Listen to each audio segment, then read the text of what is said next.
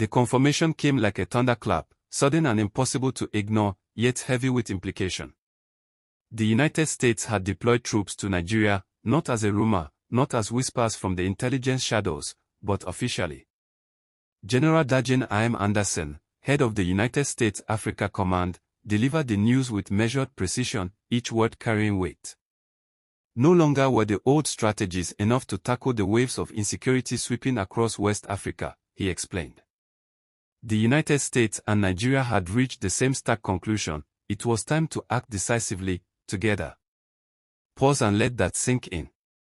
After years of cautious, arm's-length cooperation, two nations had recognized that the threat had grown too large, too fast, for the old playbook to handle. And action had followed almost immediately. A team of American forces was already on Nigerian soil. This wasn't a sudden twist, it was the result of months, even years, of tension simmering beneath the surface.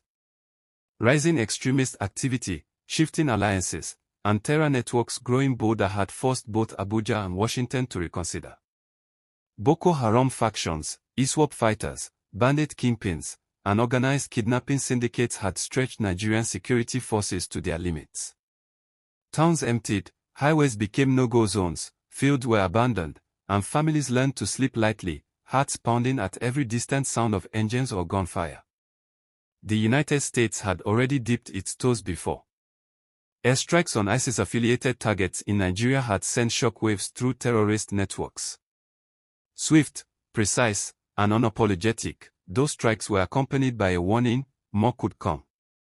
Communities living under constant threat were left wondering, is America about to take a more direct hand in this war? Would this help Nigeria reclaim lost ground, or complicate a fragile situation even further? General Anderson's statement brought clarity, even as it maintained a careful ambiguity. Discussions between Washington and Abuja had intensified, driven by the stark realities on the ground. The verdict was clear: deeper cooperation was essential.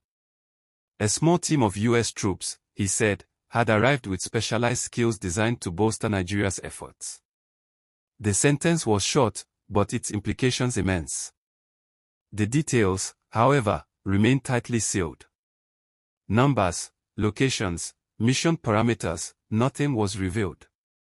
Even Nigeria's defense minister, General Christopher Musa, confirmed their presence but offered no specifics. On the surface, the silence may feel frustrating or even unnerving, but it is no accident. In the world of counterterrorism, information is power, and secrecy is survival. Boko Haram, ISWAP, notorious bandits like Bello Turji, and organized kidnapping rings thrive on knowing your next move. Revealing troop positions, capabilities, or tactics would be handing them an advantage they could exploit instantly. Yet, even in secrecy, the effects are already tangible. Intelligence sources describe a wave of fear spreading through terror camps. Hideouts once considered untouchable are now suspect. Commanders and fighters are forced to move constantly, abandoning familiar terrain and disrupting communication lines. For the first time in years, their safe havens are no longer safe. Imagine it from their perspective. Dense forests, abandoned villages, and shadowy corridors that once offered protection are now cages of uncertainty. Every movement carries risk. Every moment brings the possibility of precise intelligence, swift strikes, or surveillance from the skies. The balance of power is subtly but decisively shifting. But this story isn't just about strategy, surveillance, or operations. It's about people, the farmers, mothers, children, and families who live on the knife edge of fear every day. In a northeast village, a farmer pauses in his field, listening to the distant hum of aircraft, daring to hope that the threat is finally being pushed back. In the northwest, a mother sends her child to school and prays that today, the road will be safe. Relief flickers alongside caution. Years of grief, ransom payments, and displacements cannot vanish overnight. Public reactions are mixed. Some Nigerians embrace the presence of American troops as a sign of hope after decades of relentless terror. To them, foreign support represents a lifeline, a new chance to reclaim what was lost. Others watch warily, wary of sovereignty, dependency, or hidden agendas. These are valid questions, and they deserve attention. In a world where terror networks respect no borders, can a nation truly fight alone? Or is collaboration the only realistic path to lasting peace? On the ground, the change is already tangible. Soldiers move with renewed coordination, backed by intelligence that sharpens every decision. Surveillance feeds are analyzed in real time. Pilots receive targeting data precise enough to reduce mistakes. Ground troops gain situational awareness that was previously impossible. The presence of U.S. forces isn't about sheer numbers, it's about capability. Advanced reconnaissance, intelligence tools, and area coordination combined with Nigeria's deep local knowledge, cultural understanding, and seasoned combat experience. Together, they create an edge that terror groups have never faced before. The promise of this partnership is enormous. Joint operations could make airstrikes more targeted, ground operations faster and more effective, and the movement of terror networks far more constrained. Analysts predict that acts of terrorism, kidnappings, ransom demands, and mass killings may decrease sharply, perhaps even vanish from hotspots that have long been under siege. But let's be clear, victory on the battlefield does not erase trauma. Destroyed homes, lost lives, orphaned children, and haunted survivors cannot be fixed overnight.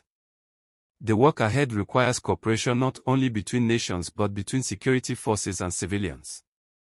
Awareness, vigilance, and trust will be as important as guns and aircraft.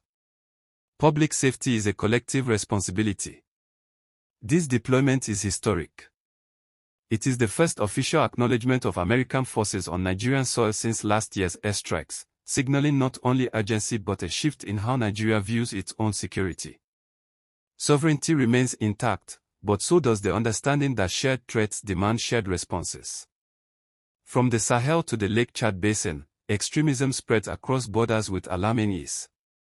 Weapons, fighters, and chaos flow unhindered. Cooperation is not a compromise, it is survival.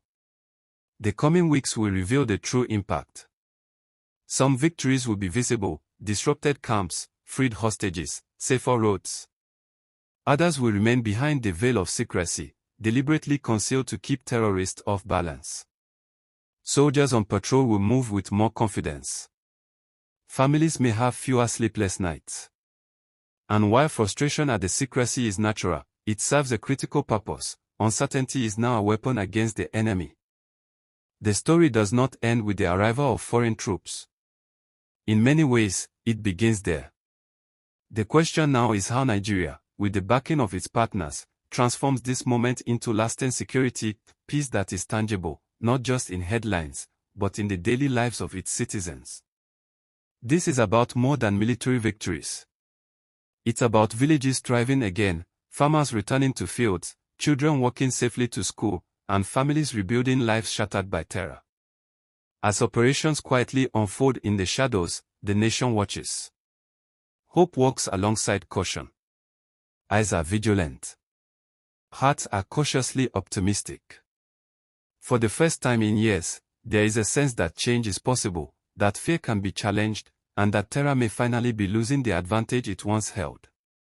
And as this partnership takes shape, one question rises above all: can this collaboration deliver the security, stability, and peace that Nigerians have long waited for?